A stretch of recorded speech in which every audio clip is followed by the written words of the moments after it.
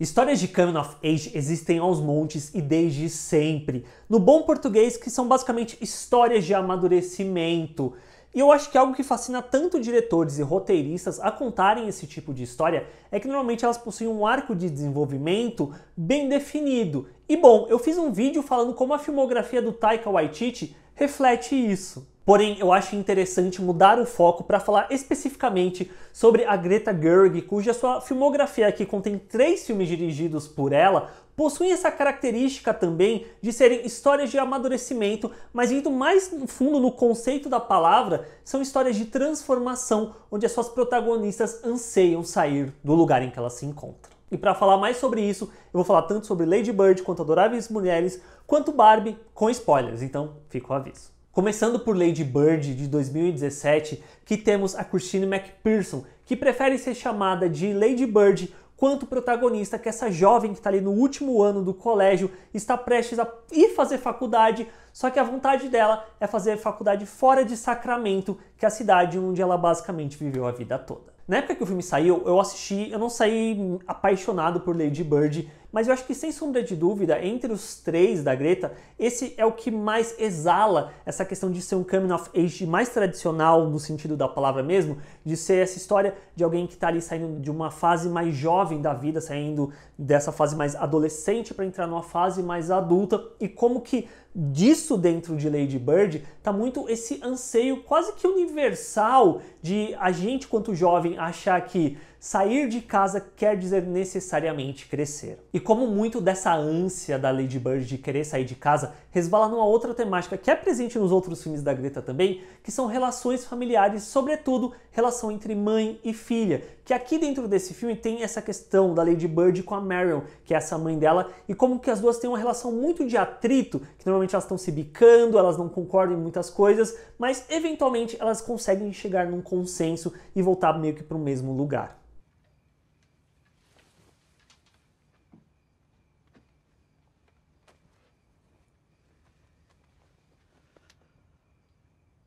Mas como eu disse, essa parte também de que parece que há o motivo a sair, querer se distanciar da casa, para que ela cresça no processo, em certo nível também a faz aceitar quem ela realmente é quando ela liga para a mãe, pede desculpas, ela finalmente aceita o nome que deram para ela e rola até uma montagem muito bonita de um take para o outro, que é as duas dirigindo, que é colocada uma em seguida da outra, porque no final das contas as duas são muito parecidas. Já em Adoráveis Mulheres, em 2019, a Greta tem na figura da Jo March uma oportunidade de se debruçar mais sobre tanto a questão de amadurecimento quanto sair de casa, que eu acho que são elementos que estão muito ligados às figuras protagonistas da filmografia da Greta, e aqui no caso de Adoráveis Mulheres, isso é até interessante, porque a gente já começa o filme sabendo que a Jo saiu de casa e que ela está ali tentando vender sua história. Eu acho que essa paixão dela por escrever é uma das principais características que a definem,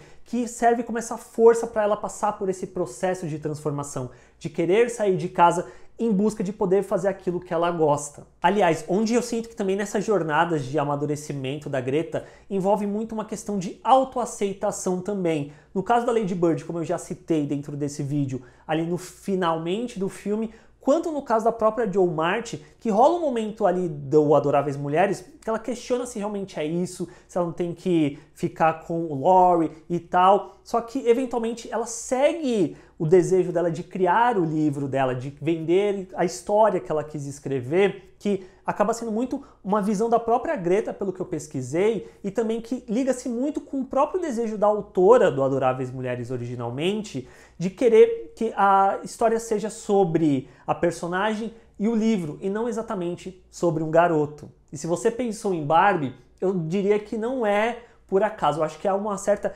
intencionalidade em como os elementos de Barbie acabam sendo muito reflexo do que a gente vê em Adoráveis Mulheres em certo nível. I just feel like women, they have minds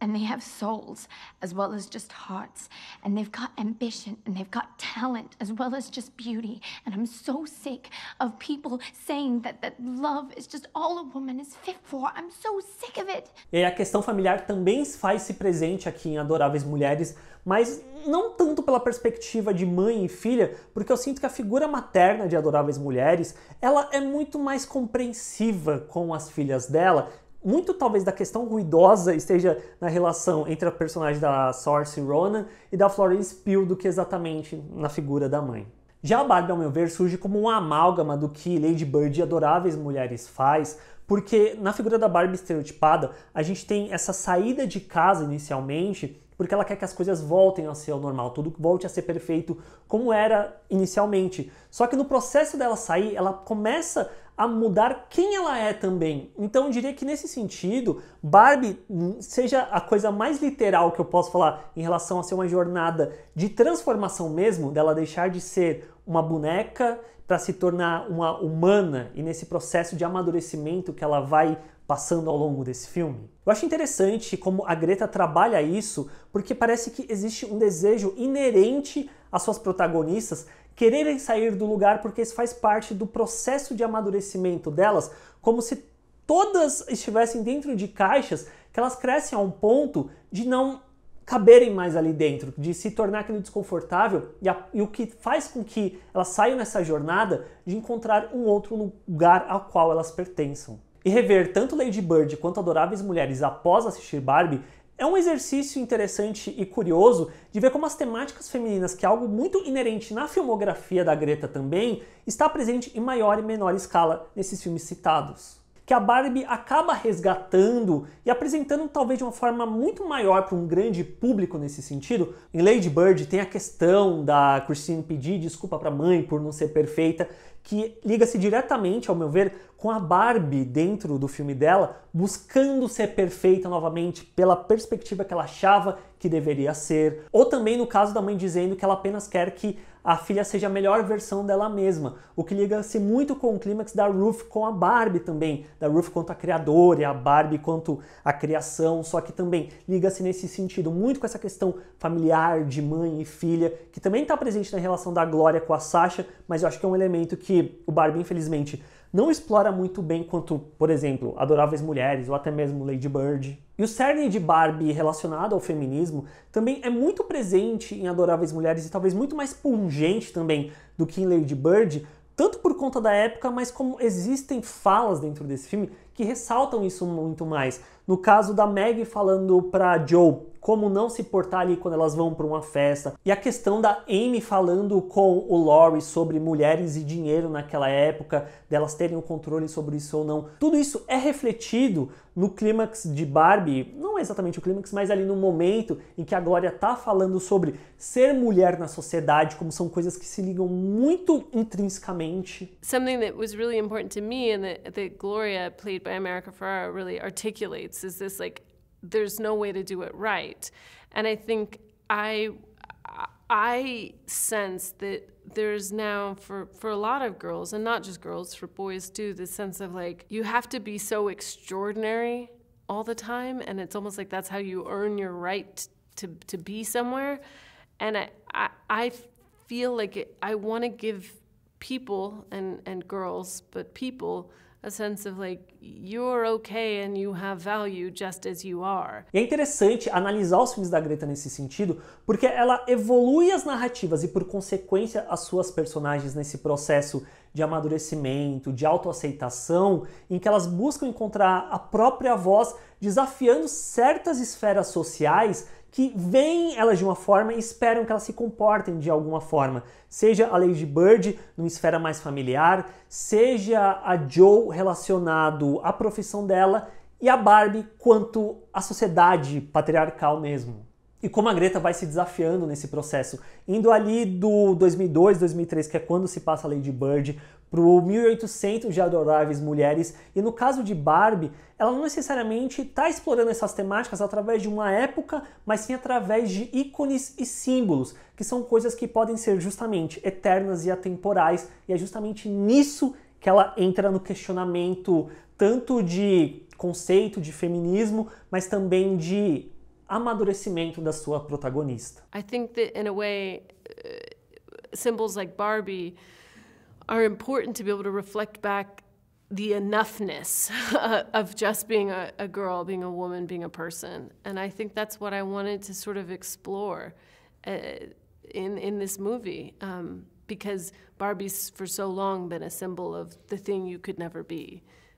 E trazendo o Taika Waititi de volta, na época que eu fiz o vídeo sobre ele, que eu falei sobre o amadurecimento dos personagens, da forma como ele conta essas histórias, eu disse que ele era um dos meus diretores favoritos. Hoje em dia eu me questiono um pouco em relação a isso, porque parece que fica um pouco a sensação, pelo menos pra mim, de que ele não amadurece necessariamente no processo também. Ao passo que a Greta há algo que é muito maior tematicamente falando, além do sentido de que eu vejo uma evolução nela, quanto diretora revendo os 3 filmes dela. Eu vi Barbie 2 vezes, aí eu vi Lady Bird, vi Adoráveis Mulheres e vi Barbie mais uma 3ª vez. E ela, pra mim, junto com Jordan Peele, na Hollywood atualmente, são os diretores que eu mais vejo uma assinatura e características que vão de um filme pro outro, que tem um propósito muito maior do que exatamente o que o Taika acaba fazendo, e no processo eu acho que eles são muito mais interessantes nas obras que eles acabam entregando, ao passo que o Taika parece que faz sempre o mesmo filme e o próximo filme ele vai ser sobre a mesma coisa, e por essa perspectiva eu acho que eu fico muito mais curioso para ver o que a Greta pode fazer com as Crônicas de Nárnia, o que ela vai colocar, que é dela, que são presentes, o que eu falei ao longo desse vídeo, nessa adaptação de As Crônicas de Nárnia pela visão dela. Eu fico bem curioso com isso. Curtiu o vídeo? Deixa um joinha, isso vai ajudar demais esse vídeo ser recomendado a mais pessoas, o YouTube vê que ele é relevante, você ajuda demais o meu trabalho. Não custa nada deixar o joinha. Se você quiser deixar nos comentários qual é o seu filme favorito da Greta, deixa aí, deixa o que você achou do vídeo também, e se você curtiu demais, cogita assinar para fazer parte aqui da comunidade. E a gente se vê na próxima. Tchau, gente.